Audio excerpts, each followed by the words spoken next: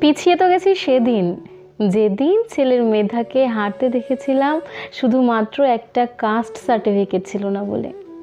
মায়ের এই কথাটা সেদিন খুব মনে ধরেছিল আমার ভাই একদিন বাড়িতে জানালো সে একটি মেয়েকে পছন্দ করে, তার জন্য নতুন করে কোনো সম্বন্ধ দেখতে হবে না।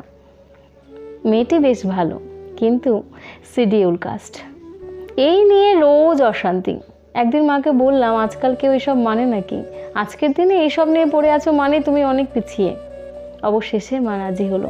আর এখন তো ভাইয়ের হবু বউয়ের সঙ্গে মা ঘন্টার পর ঘন্টা কথা বলে, ঘুরতে যায়, বাজারে যায়, দেখেও ভালো লাগে। মাকে একদিন বললাম, সেই তো মানলে, শুরুতে শুধু শুধু এত অশান্তি করলে। এখন তো খুব মিল, আর মেয়েটাও তো ভালো। মানুষের পরিচয় মানুষের আচার ব্যবহারে। মেয়েটির গায়ে কি কোথাও লেখা আছে যে সে শিডিউল কাস্ট? মা বলল, জাতপাতটা সমস্যা নয়। আমার দুঃখটা কোথায় জানিস তো? তোর ভাইকে নিয়ে আমাদের অনেক স্বপ্ন ছিল। তোর ভাই পড়াশোনাতেও ভালো, বলা চলে ব্রিলিয়ান্ট। ডাক্তারিতে তবুও চান্স হলো না, অথচ ওর থেকে কম নাম্বার পেয়ে এগিয়ে গেল অনেকেই। পছন্দের কলেজটাও পেল না, কেননা কাস্ট সার্টিফিকেট ছিল না। অথচ কম নাম্বার পেয়ে অনেকেই তার পছন্দের কলেজ পেয়ে গেল। সরকারি পরীক্ষাতেও আজকাল দেখছি এটাই হচ্ছে।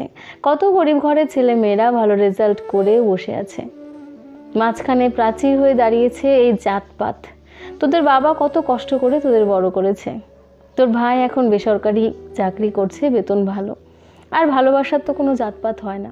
কিন্তু জানিস তো, এই জাতপাতের বিচার ছিল বলেই তোর ভাই পড়াশোনায় ভালো হওয়া সত্ত্বেও পিছিয়ে গেল।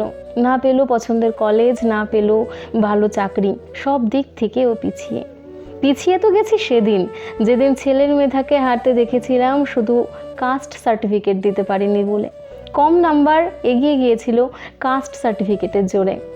জাতপাতের ব্যাপারটা শুধু সম্পর্কর ক্ষেত্রেই আমরা উদারতা দেখাই, উদারতা দেখানো হয়। সবাই সমান, সবাই মানুষ। কিন্তু উচ্চশিক্ষার ক্ষেত্রে, সরকারি চাকরির ক্ষেত্রে কেন এতটা প্রভেদ বলতে পারিস? মায়ের এই কথাটা সত্যিই সেদিন খুব মনে ধরেছিল। কথাটা বড়ই বাস্তব। আমরা অনেকেই এই পরিস্থিতির শিকার। আমরা অনেকেই ভালো রেজাল্ট করা সত্ত্বেও পিছিয়ে আছি। কম নম্বর এগিয়ে গেছে শুধুমাত্র কাস্ট সার্টিফিকেটের জোরে। কথাটা যদি কারোর খারাপ লাগে তো আমাকে ক্ষমা করবেন।